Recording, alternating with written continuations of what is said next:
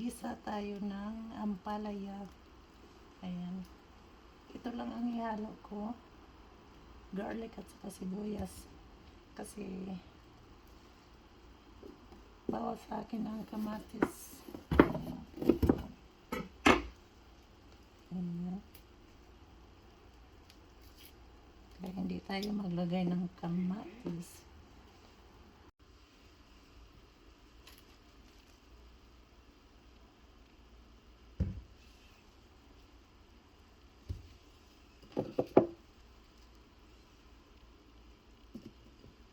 Mayroon, chop lang natin sila.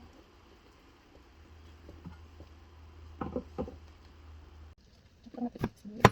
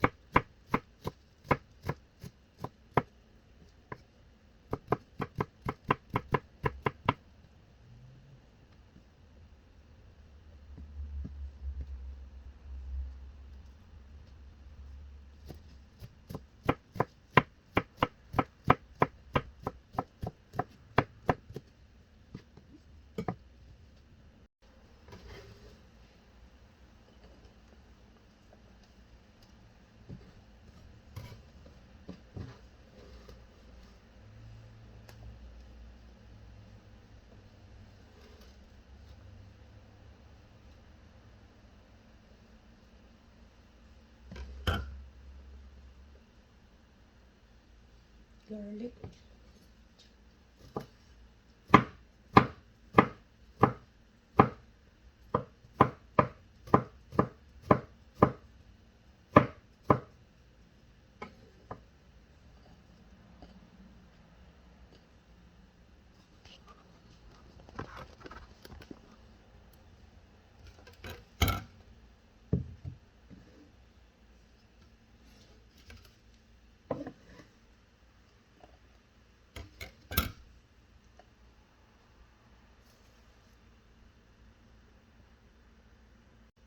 Ampalaya.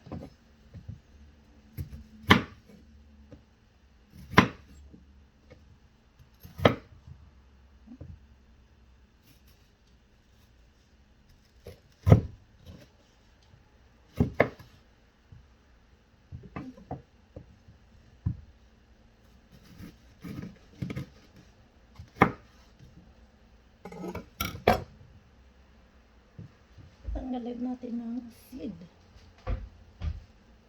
So, ayan, natanggal na natin ang kanyang seed. Iano na natin siya.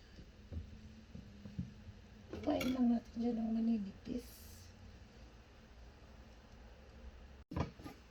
Hindi ko na siya pinipiga, guys, kasi itong ampalaya na ito, hindi siya mapait. Kaya hindi na siya kailangan pigilan. Kasi pag pinipigilan mo, sayang ang vitamins. Ayan. Minsan lang ako kumain nito, tapos tanggalin ko pa ang vitamins.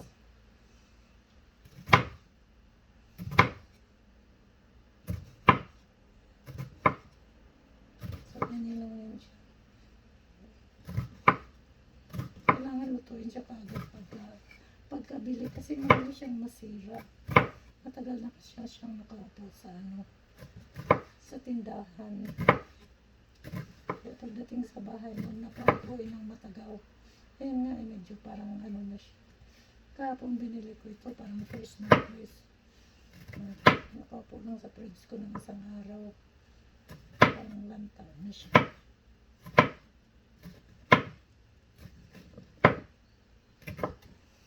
Kailangan po yata. So, ayan. Siguro 4 na itlog gamitin ko. Large eggs. Pwede na siguro yan 4. Ayan.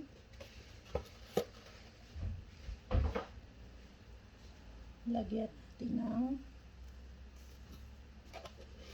asin,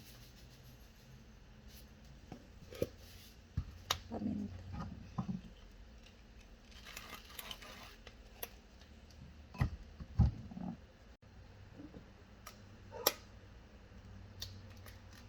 Okay.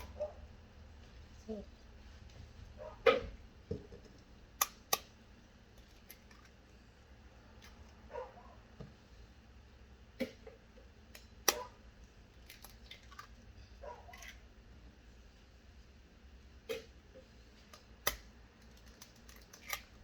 ayan.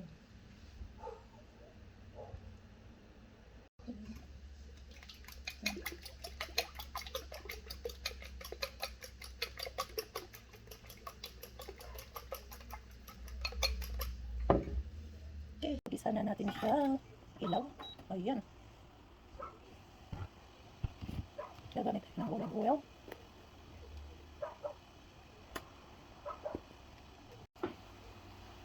Lagay na natin ang ating sibuyas.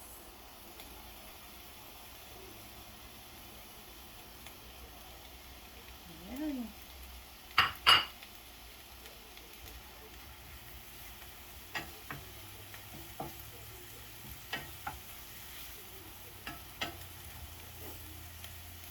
Getting a sore throat. Oo. Okay. What else? I got this. Okay. That was it. Okay, you have the sugar bag up here. What are we doing with it? I don't have container. Huh? I Container's right next to it. Nothing. I don't think that's enough. Oh, it'll never fit in there. Okay. Did you want to fill the container though? Put the bottom on top. Put the bottom on top. And get some container. Is this clean? No, that's it.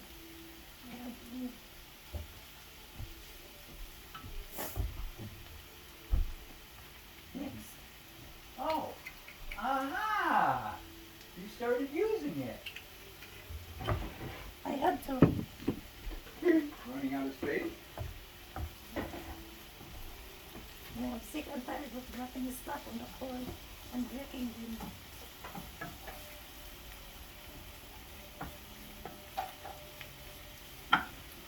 Yeah.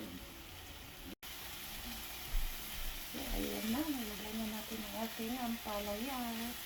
So, lutuin lang natin siya. Tapos, ilagay na natin ang ating itlog.